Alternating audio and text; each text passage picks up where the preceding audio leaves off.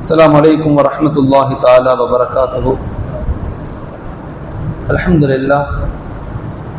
الحمد لله كفى والصلاة والسلام على سيدنا المصطفى أما بعد فقد قال الله تعالى في القرآن العظيم أعوذ بالله من الشيطان الرجيم بسم الله الرحمن الرحيم إن الله لا يغير ما بقوم حتى يغيروا ما بأنفسهم صدق الله العليم.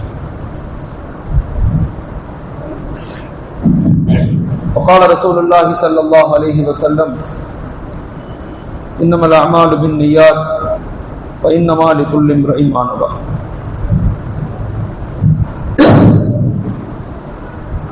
புகழ் அனைத்தும் ஏக இறைவன் அல்லாஹ் ஒருவனுக்கே உரித்தாகட்டும். அவனுடைய அன்பும் சாந்தியும் சமாதானமும் உலகத்தில் உள்ள அனைத்து மக்களின் மீது உண்டாகட்டும். ஆமீன். மாஷாஅல்லாஹ், நம்ம தொடர்படியாக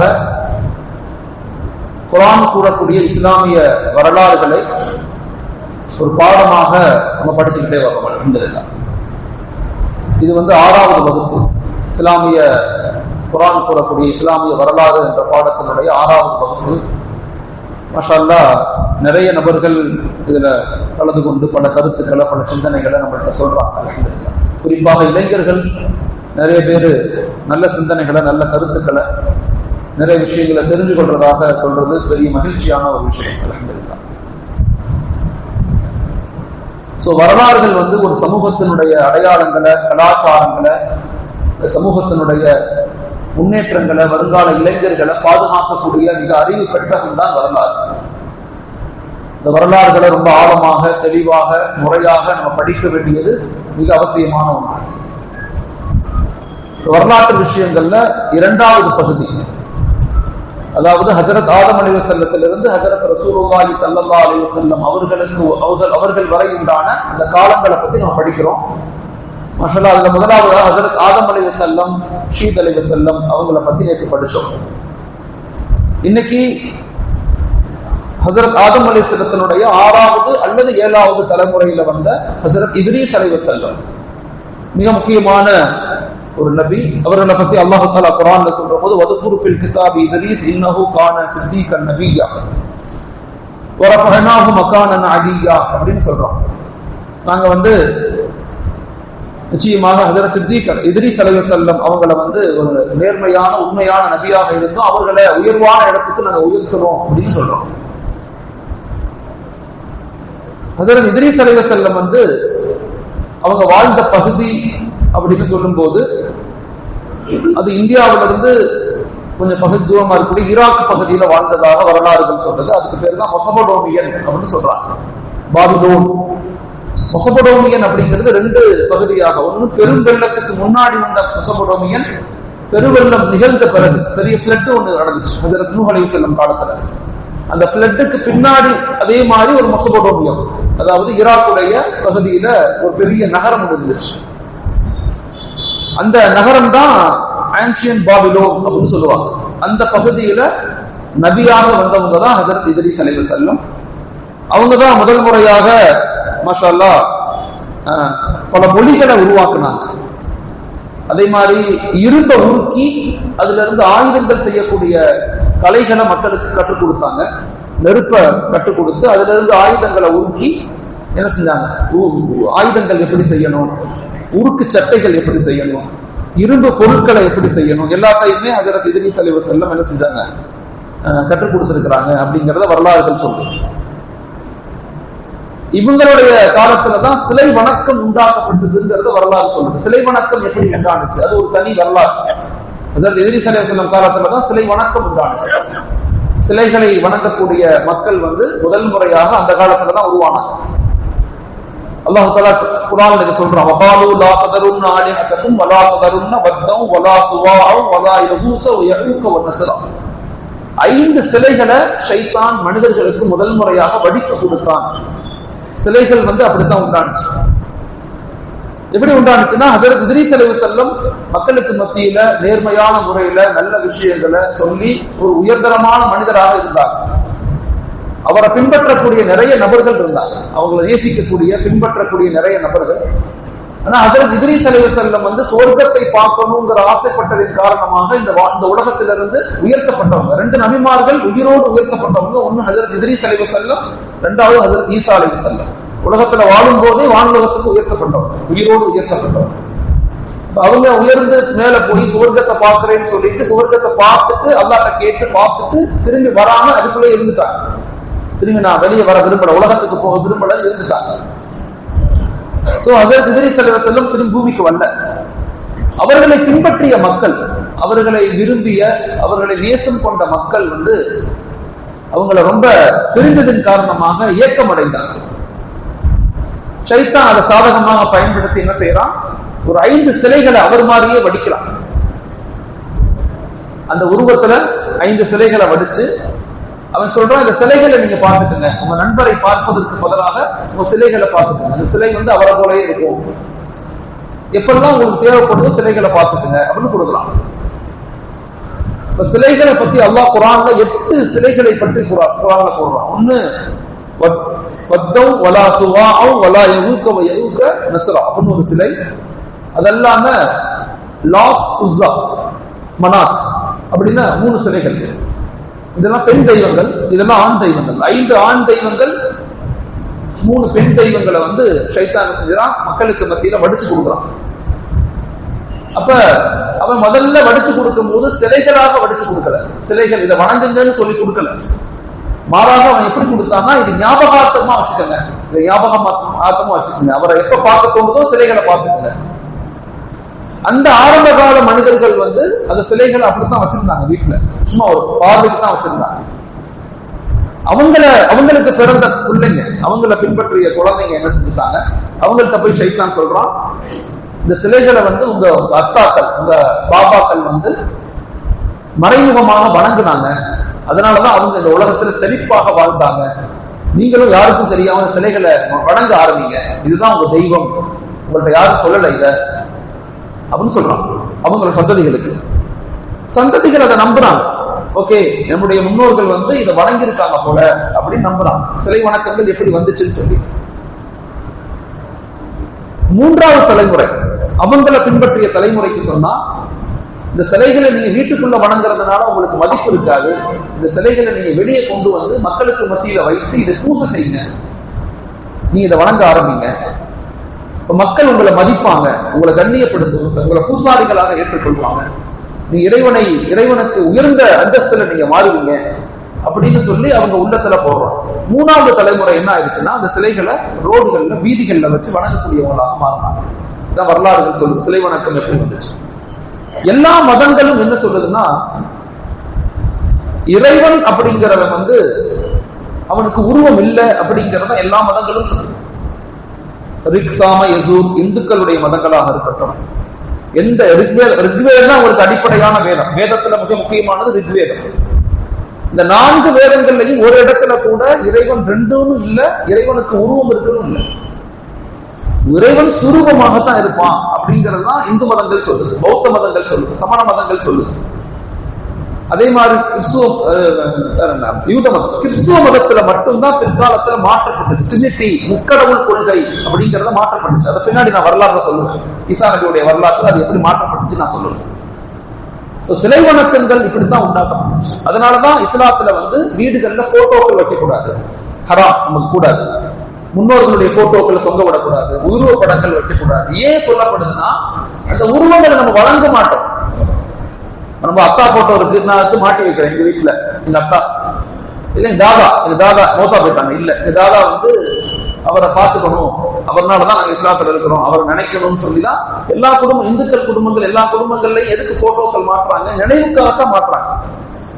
ஆரம்பத்துல நினைவுக்காக மாற்றுவாங்க, அடுத்த தலைமுறை என்ன செய்வாங்க, அதை வந்து சாமி போடுவாங்க, விளக்கேற்றுவாங்க. அடுத்த தலைமுறை 3வது தலைமுறை என்ன செய்வான், பரிசு எழுத போகும், அதை கும்பிட்டு போகும், தாத்தாவை கும்பிட்டு போவான். 4வது தலைமுறை என்ன செய்வான், அதை அப்படியே ஒரு சிலையா வடிச்சு ஒரு பெரிய கோயிலை கட்டி வச்சிருவான், பின்னால வரவங்களுக்கு தெரியாது. இஸ்லாம் சொல்லக்கூடிய ஒவ்வொன்றுமே இந்த ஏகத்துவத்துல எதையும் மிஸ் பண்ணிடக்கூடாதுங்கிறதுனாலதான் இஸ்லாம் சொல்லுது.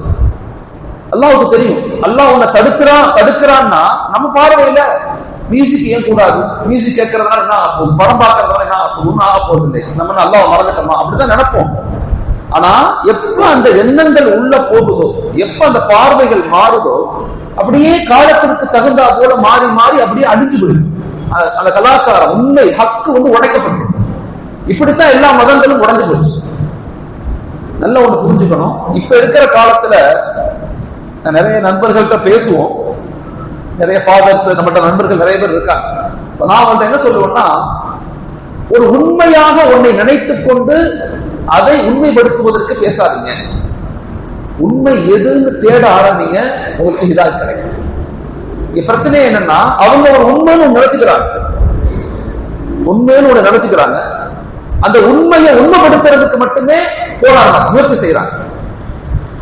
ஆனா உண்மை எதுன்னு அவங்க தேட மாட்டேங்கிறாங்க. எப்ப மனிதர்கள் அல்லாஹ் ஹிதாயத்தை நசீபாக்குவான்னா, யார் உண்மையை தேட முயற்சிக்கிறாங்களோ. என்னை படைத்தது ஒரு சிலை கிடையாது, சிலையே படைக்க முடியாது. இறைவனுக்கு உருவம் இருக்க வாய்ப்பு இல்லை.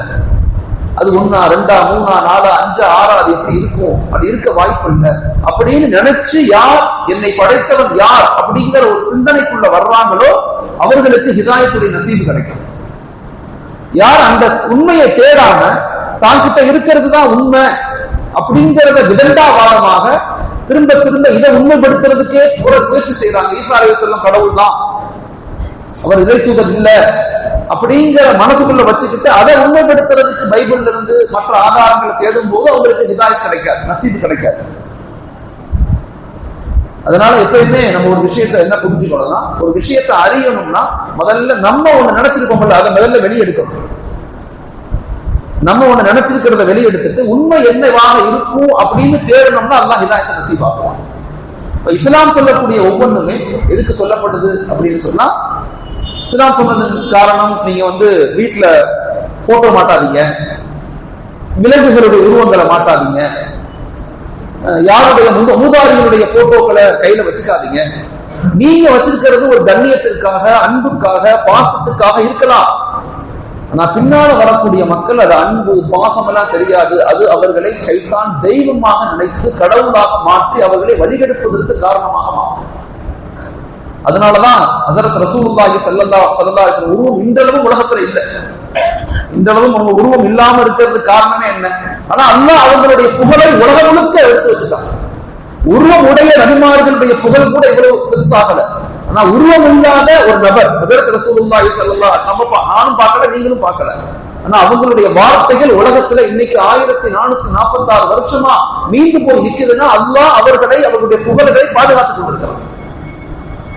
அப்ப இஸ்லாம் சொல்லக்கூடிய முறை, அந்த வணக்க வழிபாடுகள்ல தெய்வங்களை இப்படித்தான் சிலைகளை வடிச்சு ஷைத்தான் மனிதனை கொஞ்சம் கொஞ்சமா 3-4 தலைமுறையில வழிபடுத்துருவோம். அவ்வளவுதான்.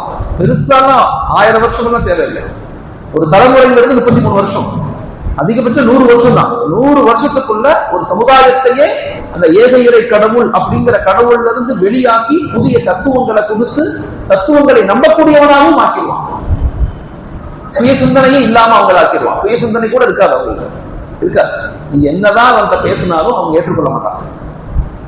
அப்ப இப்படித்தான் அவங்க என்ன செய்யறாங்க, தெய்வங்களை படிச்சான், ஷைத்தான் படிச்சு கொடுக்குறான். அதுல ஒரு தெய்வம் தான் சுவா. வரலாறு சொல்லுது, அந்த சுவாங்கிறது தான் இப்ப உள்ள சிவன் அப்படிங்கிறது வரலாறு சொல்லுது. அந்த சுவாங்கிற அந்த கடவுள் தான் இப்ப உள்ள ஆதிக்கடவுள்னு சொல்லக்கூடிய சிவனாக இருக்கலாம் அப்படின்னு ஆய்வுகள் நமக்கு சொல்லுது. சில இமாம்கள் இதை பத்தி பெரிய ஆய்வுகள் செஞ்சிருக்கிறாங்க. பின்னாடி அதை பத்தி பேசுவோம். சரி, ஓகே. இது ஹஜ்ரத் இத்ரீஸ் அலைஹிஸ்ஸலாம். அடுத்து நூஹ் அலைஹிஸ்ஸலாம். இத்ரீஸ் அலைஹிஸ்ஸலாம் காலத்திலிருந்து பின்னாடி வரவங்க தான் ஹஜ்ரத் நூஹ் அலைஹிஸ்ஸலாம். இவங்களுடைய காலம் பிசி 3900.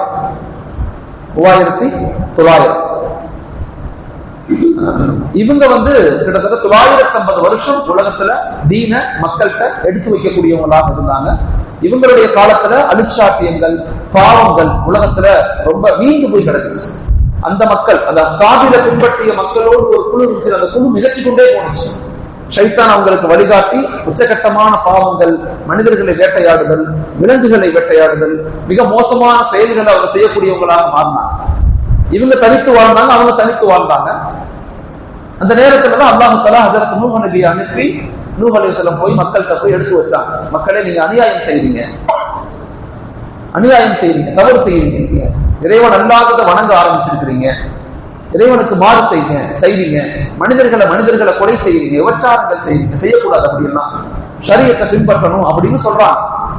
ஆனா அந்த மக்கள் இவங்களை ஏற்றுக்கொள்ள மாட்டாங்க. எந்த அளவுக்கு அப்படின்னா கடற்கரையில போய் ஹஜ்ரத் நூஹ் அலைஹிஸ்ஸலாம் பேசுவாங்க, மக்களே இறைவனை பயந்து கொள்ளுங்கள், நம்மளை படைத்தவன் ஒருவன் இருக்கிறான் அப்படின்னு பேசுவாங்க.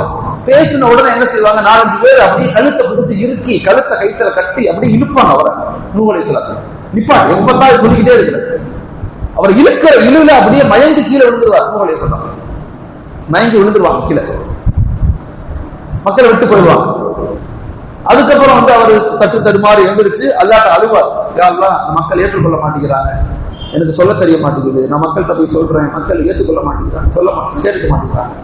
அல்லாஹ் சொல்லுவான், இல்ல நீ சொல்லு. எப்பயுமே உன்னை தெரிஞ்சுக்கங்க, அல்லாஹ் ஒரு மனித இனத்தை உடனே தண்டிக்க மாட்டான், யாரையுமே அல்லாஹ் உடனே தண்டிச்சிட மாட்டான். அல்லாஹ் வாய்ப்புகளை கொடுத்துக்கிட்டே இருப்பான், எனக்கும் சரி உங்களுக்கும் சரி, எல்லாத்துக்குமே. அது இந்துவாக இருக்கலாம், முஸ்லிம்களாக இருக்கலாம், எல்லாத்துக்குமே அல்லாஹ் வாய்ப்புகளை கொடுத்துக்கிட்டே இருக்கும்.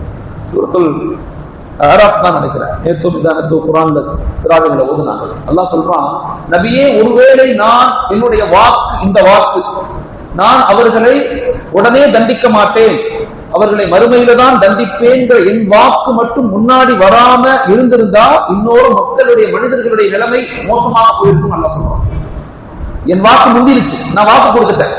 என்ன வாக்கு கொடுத்துட்டேன், உலகத்துல மனிதன் எவ்வளவு தப்பு செஞ்சாலும் நான் இங்க தண்டிக்க மாட்டேன், மறுமையில தான் தண்டிப்பேன் அப்படின்னு சொல்லிட்டேன். என் வாக்கு முன் வந்துருச்சு. என் வாக்கு முன் வந்ததுனாலதான் மனிதர்கள் இவ்வளவு அனுச்சாத்தியத்திலையும் அக்கிரமத்திலையும் இவ்வளவு பாவங்களையும் மூழ்கி இருந்தாலும் நான் கண்டுகொள்ளாத மாதிரியே இருக்கிறேன்னு சொல்றோம். அப்படித்தானே நம்ம பாக்குறோம். உலகத்துல பாரு எவ்வளவு கஷ்டம், அதுலயும் குறிப்பாக முஸ்லிம்கள் படக்கூடிய இன்னல்களும் அழுத்தங்களும் போல உலகத்துல யாருமே படல. அவ்வளவு இன்னல்கள். எந்த நாட்டிலேயாவது நம்ம நிம்மதியா வாழ்றோமா? உலகத்துல யோசிச்சு பாருங்க, எந்த நாட்டிலையும். முஸ்லிம்கள் நாடுலேயே உண்மையை சொல்லி வாழ முடியாது.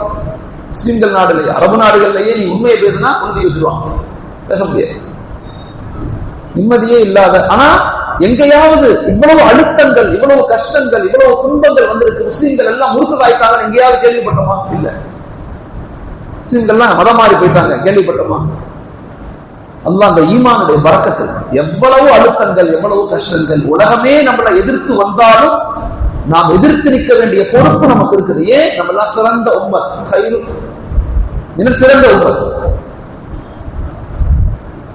எல்லா நிலையிலும் நமக்கு ஏற்படுகின்ற அழுத்தங்களும் கஷ்டங்களும் நம்ம சகித்துக் கொண்டுதான் வாழணும்.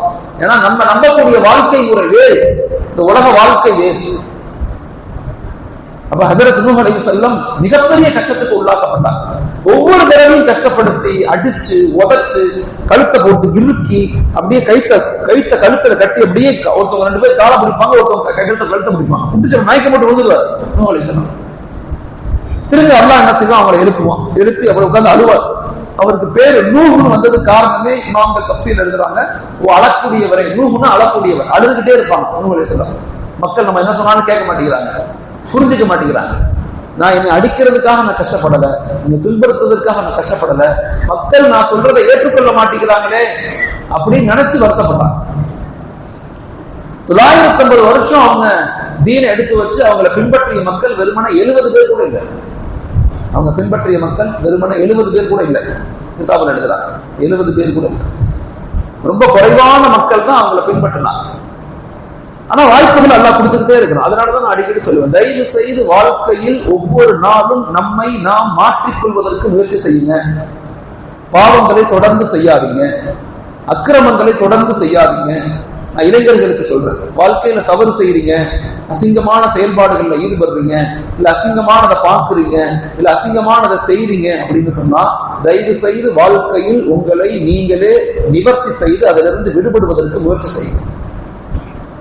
வாய்ப்புகள் கொடுக்கப்பட்டுக் கொண்டே இருக்கும், வாய்ப்புகள் கொடுக்கப்பட்டுக் கொண்டே இருக்கும். திடீர்னு பிடிக்கப்படும் போது நம்மளால ஒண்ணுமே செய்ய முடியாது.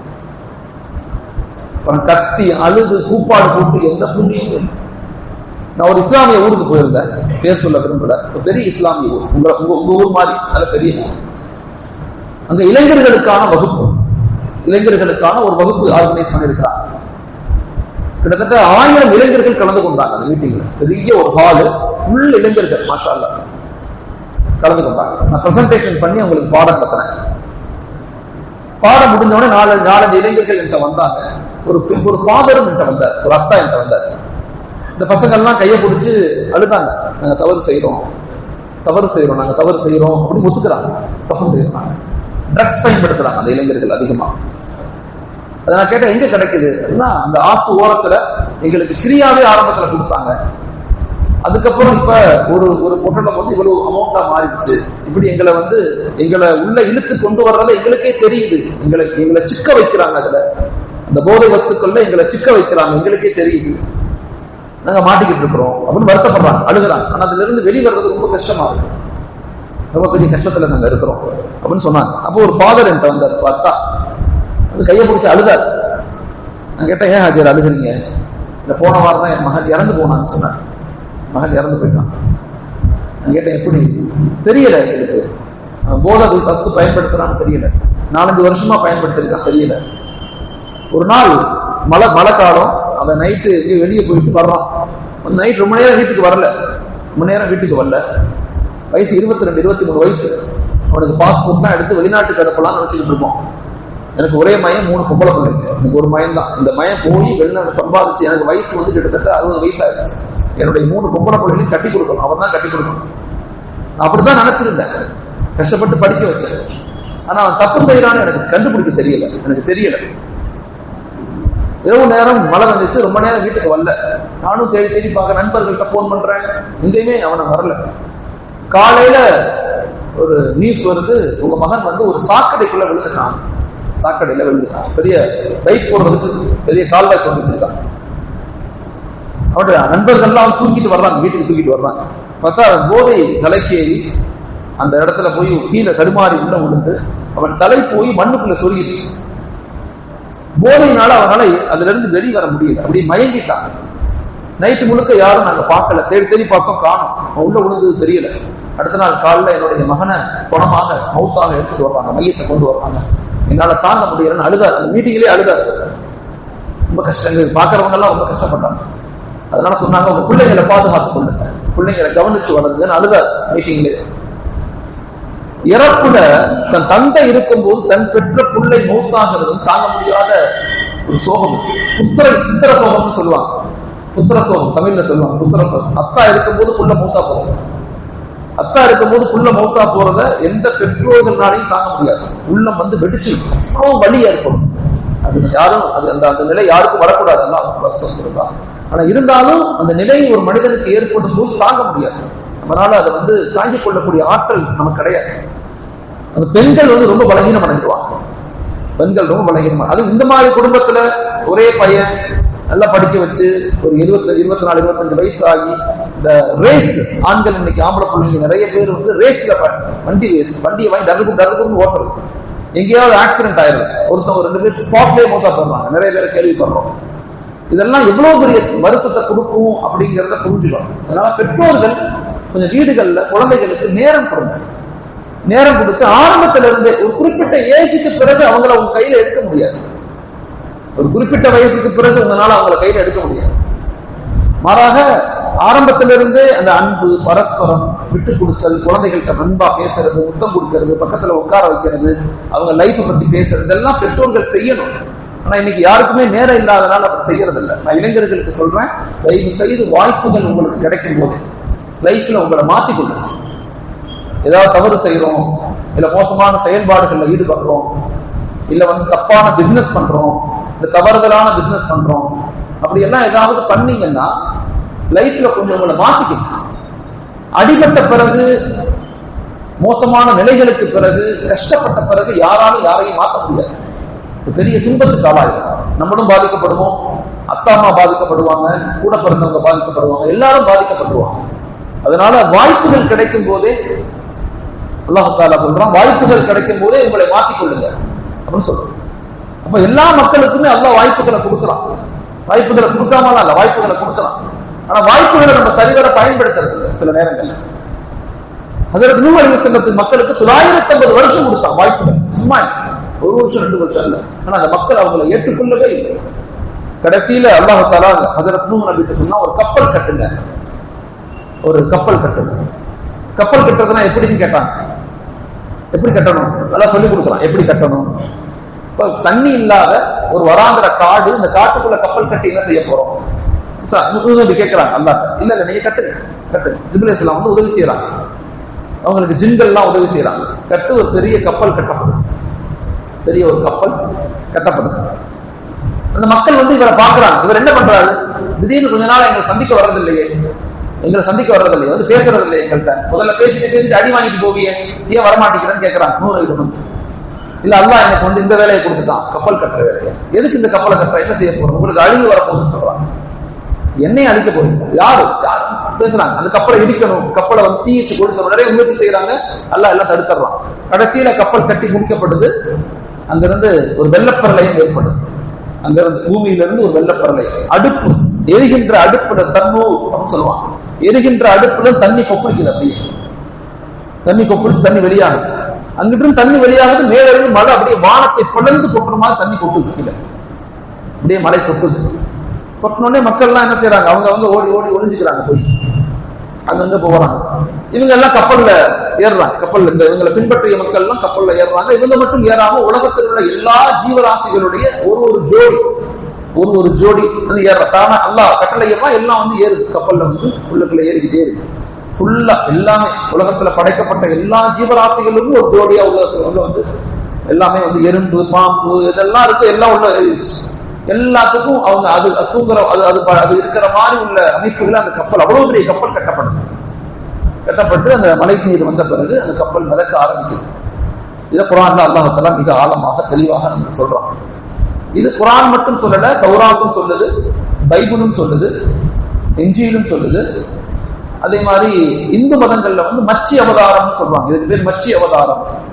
மச்சி அவதாரமாக இறைவன் வந்து மீன் உருவத்துல வந்து ஒரு பெரிய கப்பலை கட்டி அந்த கப்பல் மூலமாக மனித இனத்தை பாதுகாத்தான். அதுக்கு பேர் மச்சி அவதாரம் சொல்லுவாங்க. இப்படி சைனீஸ் மதத்துல, கன்ஃபூசியஸ், உலகத்துல எல்லா மதங்கள்லையும் சொல்லப்படக்கூடிய ஒரு வரலாற்று நிகழ்வு இந்த ஃப்ளட், இந்த வெள்ளப்பிரளயத்தை பத்தி பேசுது. எல்லா மதங்களும் பேசுது, எல்லா மதங்களும் அவங்களுடைய கட்டுக்கதைகளோடு பேசுது. அது அப்படி ஆச்சு, இப்படி ஆச்சு, இன்னாச்சு, அண்ணாச்சு சொல்லுது. ஆனா இஸ்லாம் மிக அழகான முறையில, குர்ஆன் மிக தெளிவாக, ரொம்ப விலாபரேட்டா சொல்லாம ரொம்ப சுருக்கமா கப்பல் கட்ட சொன்னோம், கப்பல் கட்டினாங்க, அல்லாஹ் தஆலா அவங்கள பாதுகாப்பாங்க. இதுக்குள்ள உள்ள விஷயங்கள்லாம் அல்லாஹ் தஆலா பேசுறது. ஓகே, ஹஜ்ரத் நூஹ் அலைஹிஸ்ஸலாம் அந்த கப்பல் கிட்டத்தட்ட 100 நாளுக்கு மேலாக மிதந்து சொல்றாங்க. சில பேர் 150 நாள்னு சொல்றாங்க. ஹஜ்ரத் நூஹ் அலைஹிஸ்ஸலாம் அவங்களோட மக்கள் மாஷா அல்லாஹ் அதுல பயணிச்சாங்க. பயணிச்ச பிறகு வெள்ளப்பிரளயம் எல்லாம் நின்று, கடல் தண்ணி வத்தி, கடலுக்கு தண்ணி போய் நிலப்பரப்புகள் வந்துருச்சு. நிலப்பரப்புகள் வந்த பிறகு அது நின்ன இடம் வந்து துருக்கி பக்கத்துல ஜோடி மலை அப்படிங்கிற ஒரு மலையில தான் நின்றுச்சு அப்படின்னு சொல்லப்படுது. இந்தியாவில இருந்து கிட்டத்தட்ட ஒரு 1000-2000 கிலோமீட்டர் பகுதிகளில் அந்த மவுண்ட் சுடி, மவுண்ட் ஜோடின்னு சொல்லுவாங்க, அந்த அசர்பைஜான் பக்கத்துல, துருக்கி, சிரியா இந்த பகுதிகளில் தான் அந்த மலைக்கு அந்த கப்பல் போய் நின்றுச்சு அப்படின்னு சொல்லப்படுது. அந்த கப்பல் நின்ன பிறகு அதுக்கு பிறகு நூஹ் அலைஹிஸ்ஸலாம் வந்து ஒரு பயணம் மேற்கொண்டாங்க. அங்கிருந்து பயணமாகி என்ன செஞ்சாங்க, வேற ஒரு பகுதிக்கு வந்தாங்க. அந்த பகுதி வந்து இந்தியான்னு சொல்லப்படுது. இந்தியாவில தான் அவங்க 250 வருஷம் வாழ்ந்ததாக வரலாறுகள் சொல்லுது. அந்த பகுதிகள்ல இருந்து கப்பல் நின்ன இடத்துல இருந்து திரும்ப என்ன செய்யறாங்க, அவங்க தன்னுடைய வேற ஒரு பகுதிக்கு, மொத்தம் 3 பிள்ளைங்க அவங்களுக்கு. ஒருத்தவங்க பேர் ஷாம், யாபிஸ், ஹாம் அப்படின்னு 3 குழந்தைகள் இருந்தாங்க. அதுல நூஹ் நபி. இந்த 3 குழந்தைகள்ல வந்து ஷாம் அப்படிங்கிற குழந்தை தான் வந்து அவங்க எங்க போனாங்கன்னா, அவங்கதான் வந்து அரபு நாடுகள், துருக்கி, சிரியா, ஈரான் பகுதிகளில் அவங்க வாழ்ந்து அவங்களுடைய சந்ததிகள் வளர்ந்தாங்கன்னு ஆய்வு சொல்லுது. இந்த யாபிஸ் அப்படிங்கிறவங்க வந்து யாபிஸ் அப்படிங்கிறவங்க ஐரோப்பிய நாடுகளுக்கு போனாங்க. யூரோப் கண்ட்ரிக்கு மேல போயிட்டாங்க. அவங்க தன் சந்ததிகளோடு வளர்ந்ததாக சொல்லப்படுது. ஹாம் அப்படிங்கிறவங்க ஆப்பிரிக்கன்ஸ், கருப்பு இனத்துல உள்ளவங்க. அவங்க ஆப்பிரிக்கால வந்து அவங்களுடைய வாழ்க்கை முறையை வாழ்ந்து அவங்க தன் சந்ததிகளை உருவாக்குனாங்கன்னு சொல்லப்படுது. இந்த ஷாம் அப்படிங்கிற பகுதிகளில் இருந்து வாழ்ந்தவங்க தான் இந்தியாவில், பாகிஸ்தான்ல, அதுக்கப்புறம் வந்து சவுதி அரேபியால, இந்த பகுதி அரபு தீபகற்பத்திலையும் ஏசியன் கண்ட்ரிஸ், இந்தியா, சைனா போன்ற பகுதிகளில் வாழ்ந்தவர்களாக சொல்லப்படும் ஷாம் அவங்க. அவங்கள்ல இருந்துதான் அநேக நபிமார்கள் அநேக மக்கள் உருவானாங்க.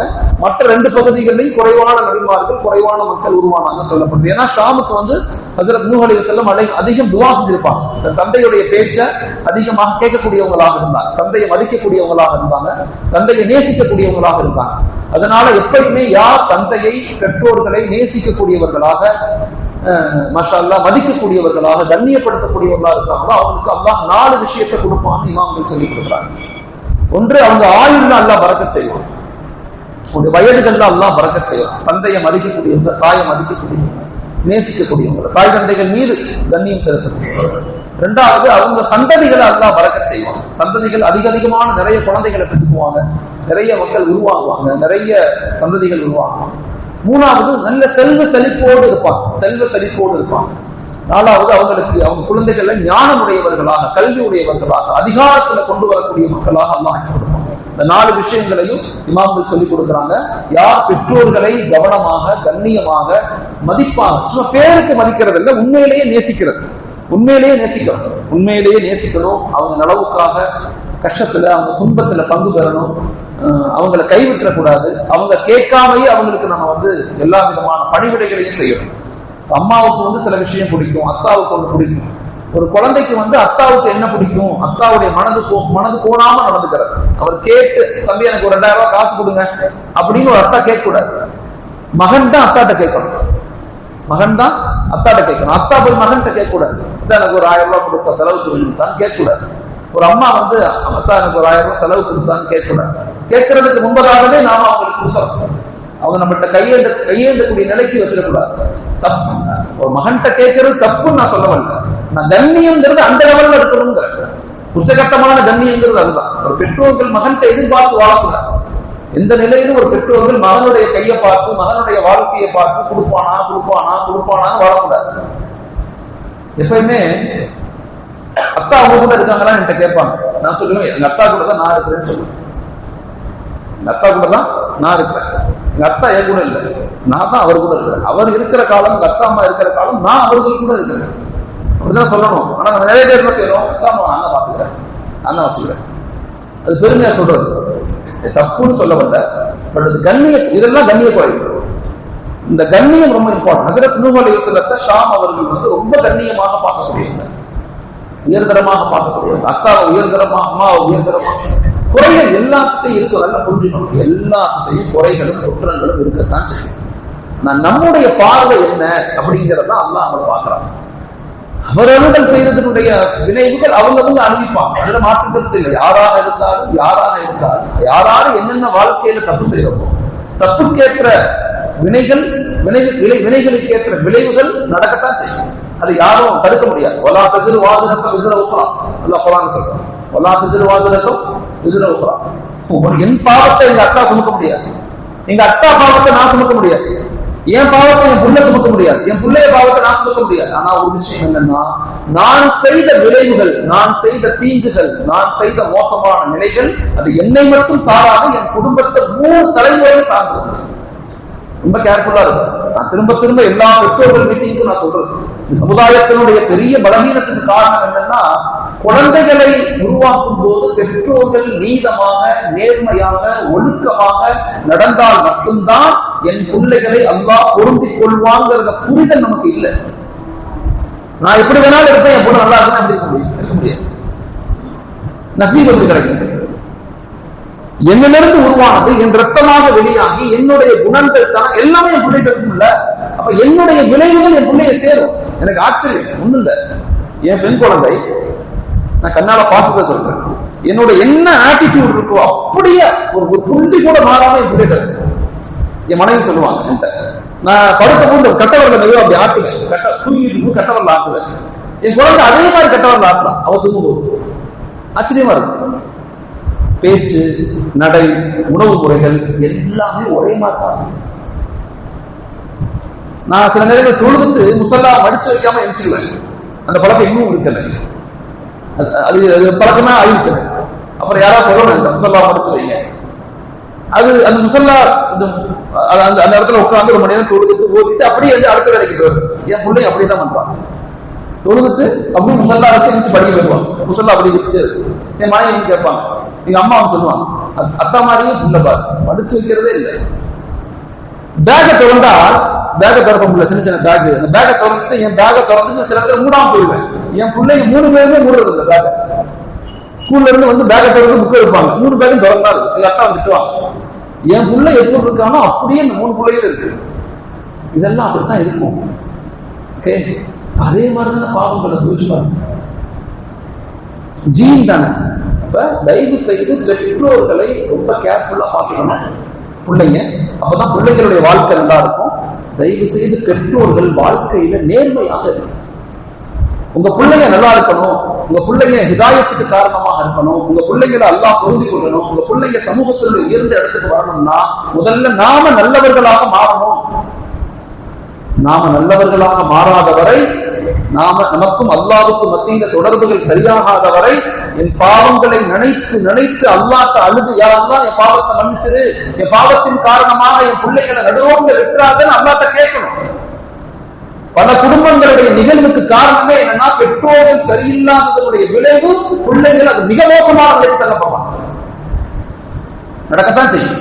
நான் வந்து ஜெனட்டிக்கலி அறிவியல் ரீதியாகவும் சொல்றேன், ஆன்மீக ரீதியாகவும் சொல்றேன். அதனால இந்த விஷயத்துல ரொம்ப கேர்ஃபுல்லா இருக்கு, ரொம்ப ரொம்ப கேர்ஃபுல்லா இருக்கு. ரொம்ப முக்கியத்துவம் கொடுங்க. அல்லாஹ்ட்ட அழுது, பிள்ளைங்களுக்காக அழுது. ஒரு பெற்றோர்களுடைய துவா அல்லாஹ்ட்ட மறுக்கப்படுறது இல்லை. ஒரு அம்மாவுடைய துவா மறுக்கப்படுறதே இல்லை. ஒரு அத்தாவுடைய துவா அல்லாஹ்ட்ட மறுக்கப்படுறது இல்லை. ஆனா பிள்ளைங்க அத்தா அம்மாட்ட அப்படி நடக்கணும். பிள்ளைங்க சரியில்லாட்டையும் கூட பெற்றோர்கள் பிள்ளைங்களை கை விட்டுறாங்க, துவா செய்யாம விட்டுறாங்க. என்ன உங்களுக்கு கஷ்டம் உங்க பிள்ளை கொடுத்திருந்தாலும் தயவு செய்து அந்த பிள்ளையை நினைச்சு வருத்தப்பட்டு அல்லாஹ்ட்ட துவா செய்யணும்.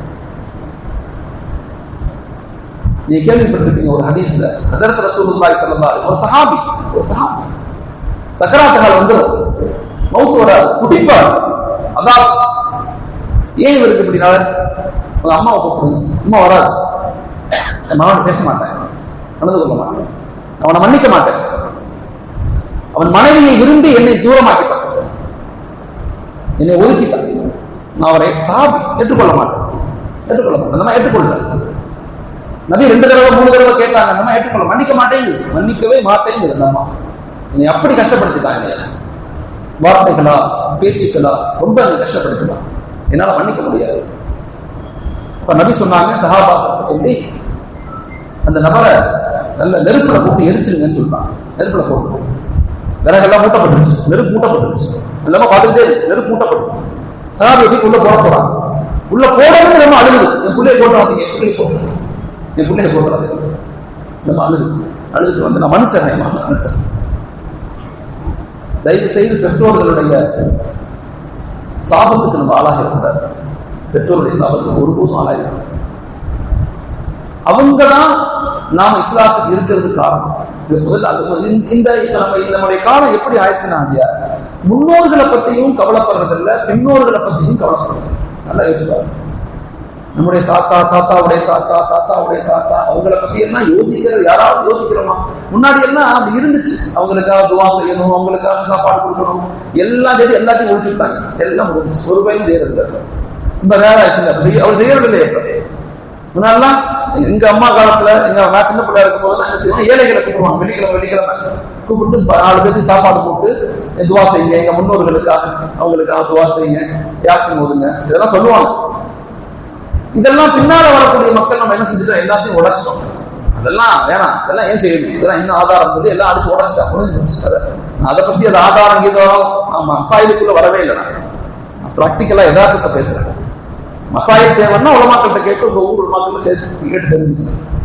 நான் சொல்றது முன்னோர்களை நினைங்கன்னு சொல்றேன். தாத்தாவுடைய தாத்தா அவங்களை நினைக்கணும் போட்டோ எடுத்து சொல்றேன்.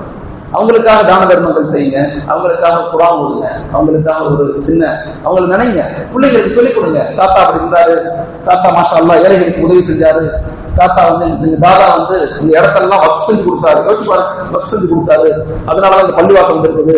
இதெல்லாம் பிள்ளைங்க சொல்றோம்னா சொல்றது. அப்படி சொன்னாலும் பெருமையா தான் சொல்றோம், கொடுத்தோம் சொல்றோமே தவிர அவர் எவ்வளவு பெரிய அல்லாஹ்வுடைய தொடர்புல இருந்தாலும் சொல்றது இல்லை. அதே மாதிரி தாதிகளை பற்றி அம்மாவுடைய அம்மா சொல்றது இல்லை, இதுவும் சொல்றதில்லை. பின்னாலையும் யோசிக்கிறது இல்லை. என் புள்ள எப்படி இருக்கா, என் பேரன் எப்படி இருப்பான், என் கொள்ளு பேரன் எப்படி இருப்பான், அவனுக்கு ஹிதாயத் கிடைச்சிருமா, யாரெல்லாம் என் கொள்ளு பேரனுக்கு என் நசில்களுக்கு என்னுடைய சந்ததிகளுக்கு தீன கொடுத்தது கேட்கிறோமா, அதையும் கேட்கறது.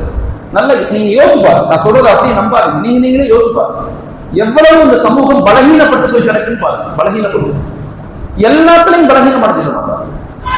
முன்னோர்களை பத்தியும் கவலைப்படுறதில்லை, பின்னால வரக்கூடிய சந்ததிகளை பத்தியும் கவலைப்படுறதில்லை. நாம நல்லா இருக்கணும், ஜாலியா இருக்கணும், என்ஜாய் பண்ணணும், ஊசிக்கணும், இப்படியே போன் பார்க்கணும், அதை பார்க்கணும், இதை இப்படியே தான் போகுது. இப்படியே தான் நம்முடைய வாழ்க்கை போகுதே தவிர ஒரு நிலையிலையுமே நாம ஒரு வலிமையான சமூக கட்டமைப்பை ஏற்படுத்தணும். அதுக்கு நம்முடைய அடிப்படை நோக்கம் என்ன, நம்ம வருங்கால குழந்தைகளை எப்படி பாதுகாக்கணும், அவங்களுக்கு எப்படி தீன கொடுக்கணும். முதலெல்லாம் வசியத்து இருக்கும். இப்ப யாரோ வசியத் பண்றோமா யோசிச்சு பாருங்க. வசியத்து எனக்கு தெரிஞ்சு எங்க அத்தா வசியத் பண்ணதில்லை. அவங்க அத்தா வசியத் பண்ணாரான்னு தெரியல. ஆனா அவங்க அத்தா வசியத் பண்ணிருக்காங்க. எங்க அத்தாவுடைய அத்தா, எங்க அத்தா பேரு மீரா மொஹிதீன், அவங்க அத்தா பேரு முகமது ஹுசேன். முகமது ஹுசேன் அத்தா பேரு மீரா மொஹிதீன். அந்த மீரா மொஹிதீன் முகமது ஹுசேன் வசியத் பண்ணிருக்காரு, எப்படி வாழணும், எப்படி இருக்கணும். சூரத்துல் லுக்மான் இருக்குல்ல, சூரத்துல் லுக்மான் குர்ஆன்ல சூரத்துல் லுக்மான் முழுக்க தன் மகன்களுக்கு செய்யக்கூடிய வசியத்து. அல்லாஹ்வை எப்படி பயப்படணும், தக்வாவா எப்படி வாழணும், இதெல்லாம் நம்ம குடும்பங்கள்கிட்ட பேசுறது. அப்ப ஹஸரத் நூஹ் அலைஹிஸ்ஸலாம் தன் தந்தைய ஷாம் அவர்கள் ரொம்ப அதிகமாக மதித்து அன்பு கொண்டு நேசம் கொண்டதனுடைய விளைவாக என்ன செய்யறான் அல்லாஹ், அந்த நசில்களை நபிமார்களுடைய பரம்பரைகளா உருவாக்குறான். இல்முகளை கொடுக்கிறான், ஞானங்களை கொடுக்கிறான், அதிகாரங்களை கொடுக்கிறான்.